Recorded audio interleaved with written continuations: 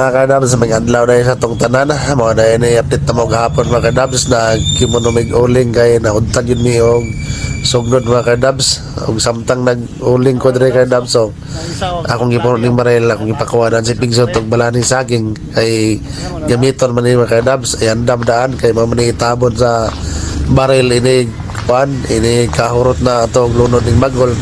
Kanang sa final na mao ni itabon. O mao ni ang proseso mga kadabs, so malani tunog-tunog mandaan para malapad kay aron masayon pagpail inig tabon na to dito sa kuan sa baril.